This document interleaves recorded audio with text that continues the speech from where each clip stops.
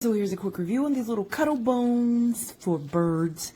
Comes in this little box, and I looked in all of this that it came packaged with, but there's nothing to wrap the Cuttlebone with to put inside your cage, so you'll have to find something to wrap it with.